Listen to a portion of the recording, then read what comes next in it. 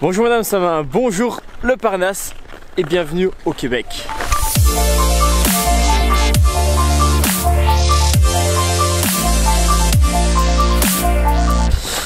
Alors je me suis dit que le meilleur endroit pour commencer cette petite vidéo de présentation de cet échange FAME avec le Québec, l'université de Sherbrooke, pourquoi pas être sur une patinoire naturelle, c'est-à-dire un beau lac dans un beau parc à Sherbrooke. C'est assez au final représentatif des conditions qu'on a pour le moment au Québec, c'est-à-dire beaucoup de froid, de la glace, mais aussi beaucoup de plaisir.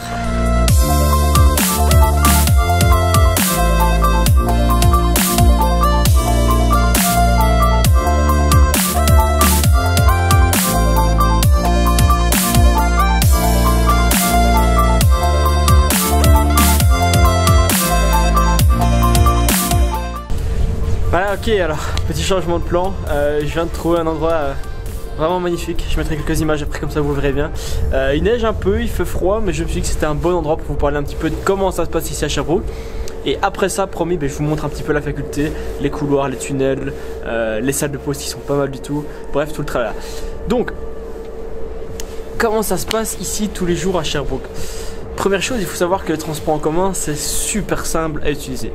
Quand je dis super simple, c'est vraiment super simple. T'as environ des bus toutes les 10-15 minutes, ils sont super ponctuels, ils passent ce qui est 0, 10, 20, 30 cm de neige, ils s'en foutent, les conducteurs, je vais dire pilotes, mais ça veut dire ce que ça veut dire. Les conducteurs de toute façon, ils savent y faire sous la neige, ils ont l'habitude, je veux dire, tout fonctionne sous la neige, donc que ce soit les transports en commun, que ce soit les magasins. À côté de ça, au niveau universitaire, comment ça se passe? En fait, les cours sont un peu différents de ce qu'on a en Belgique. Je dirais que donc on a l'université en Belgique qui a un système très j'ai envie de dire élitiste, où on est 600 dans un auditoire, il y a un professeur qui donne sa matière, etc., etc. Et nous, on apprend. Ensuite, un niveau au-dessus, je dirais, qui se rapproche plus ou moins de ce qu'on a ici, c'est-à-dire le Parnasse. On a des petites classes plus ou moins, alors, entre 20, 40, 50 personnes, ça dépend des cours. Et il peut y avoir un certain dialogue entre le professeur et l'étudiant. C'est-à-dire que l'étudiant peut poser des questions, l'étudiant peut participer au cours. Et on a, pour certains cours quand même, on a quand même des débats. Et ensuite, je dirais, on a vraiment...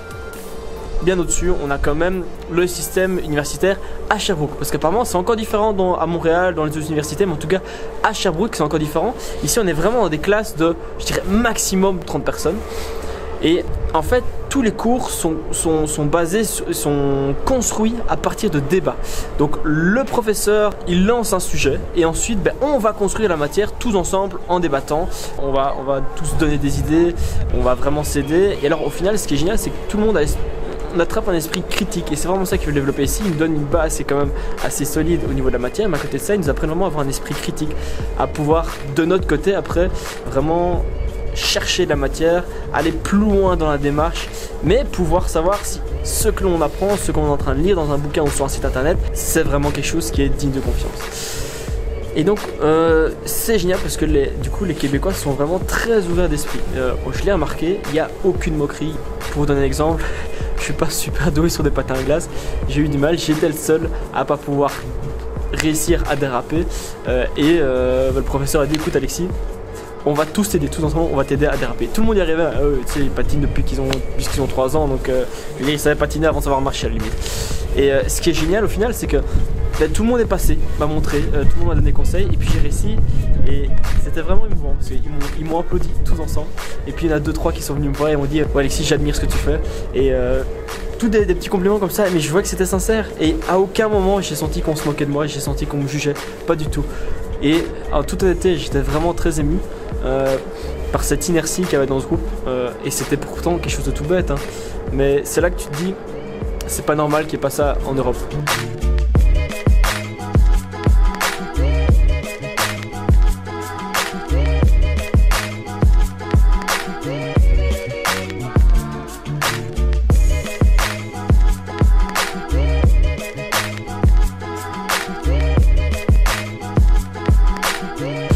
Une autre petite chose qui est assez perturbante au début, les 3-4 premiers jours j'ai vraiment été perturbé, c'est que ici on tutoie le professeur. Ouais, et c'est génial parce que le professeur arrive et une des premières choses qu'il dit c'est je peux me tromper.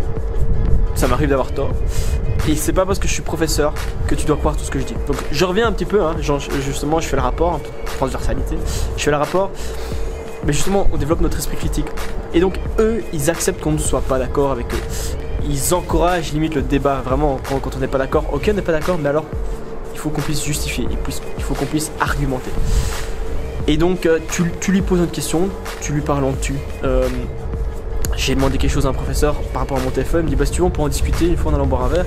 Et il paraît que ça c'est fréquent et c'est vraiment génial parce que tu vois que le professeur ne veut pas se mettre au-dessus de toi et te balancer la matière que toi tu es obligé de gober. Non, c'est pas du tout ça, c'est vraiment, il est là pour t'apprendre, il est là pour apprendre aussi. C'est pas rare qu'un professeur dise tous les ans moi j'apprends encore grâce à vous.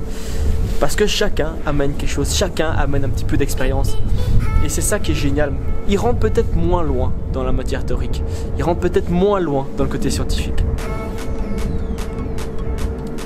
Mais j'ai l'impression que tu sors d'autant plus formé, avec un esprit bien plus critique et capable d'apprendre par toi-même après. Et c'est ça qui est génial, c'est ça qui est important.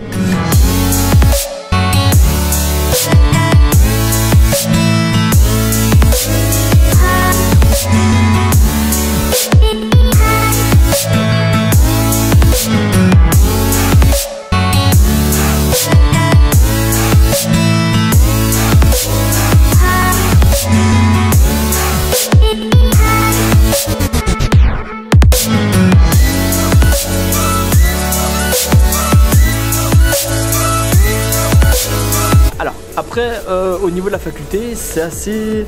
c'est vachement bien foutu même, c'est super bien foutu. C'est-à-dire que donc tu as un gros campus avec toutes les facultés.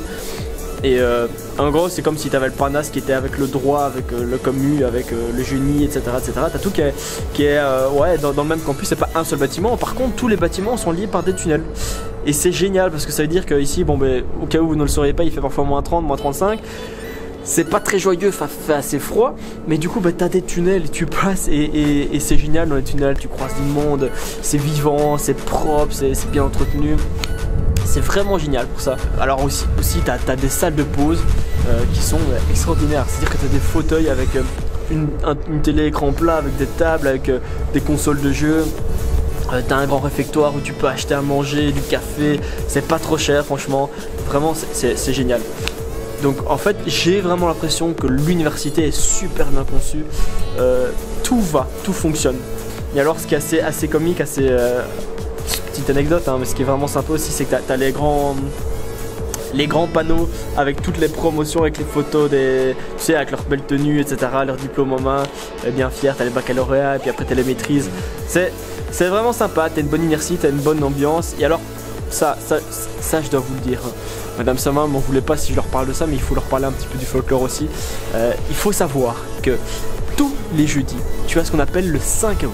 Le 5 à 8 c'est quoi? Le 5 à 8, en gros, imagine on est au Parnasse, il y a le 5 à 8. C'est quoi? On va ouvrir tout le Parnasse et on va faire une énorme soirée dans le Parnasse de 5h à 8h du soir. Mais c'est génial quoi. T'es dans ta faculté où d'habitude t'as cours, ah ben non mais là t'es en train de te faire avec tes potes. Pour 5 $, t'as quoi? T'as 2 morceaux de pizza plus une grosse bière. Ou un soft, on est d'accord. Ok, c'est vraiment top. Et le lendemain matin, t'arrives à 8h, mais tout est clean. T'as l'impression qu'il s'est rien passé le soir, alors que t'avais énorme soirée avec je sais pas combien de centaines de personnes dans les facultés. Et t'as ça dans chaque faculté en fait. Donc, de temps en temps, t'as une faculté qui fait un plus gros truc, mais t'as dans tout le campus en gros. Et en fait, donc imagine qu'il y a ça au Parnasse. Ce serait mais extraordinaire. Moi, j'ose même pas imaginer.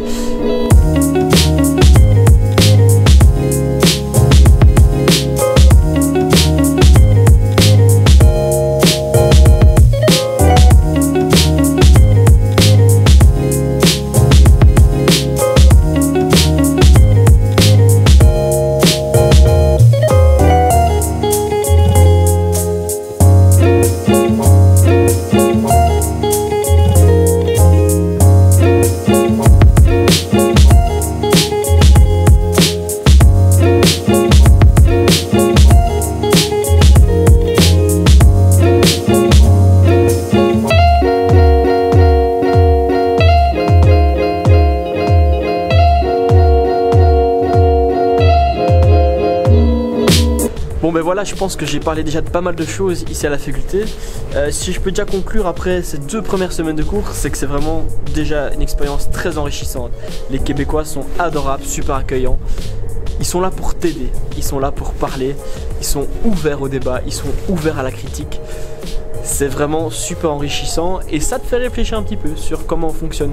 Mais voilà, vraiment très belle expérience. N'hésitez pas à me contacter sur Facebook si vous avez besoin d'informations, si vous voulez que je vous explique un peu plus, si vous voulez qu'on fasse un Skype, si vous voulez vraiment en savoir plus sur mon expérience. En tout cas, je parle de mon expérience parce que ça tombe, Lila et Cindy n'ont pas du tout la même expérience.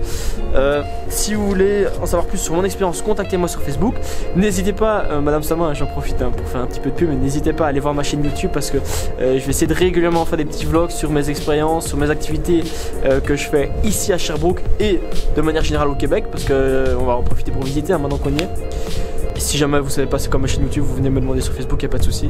Bref, je suis très disponible pour ceux qui veulent et j'ai une chose à dire, lancez-vous. Allez, ciao.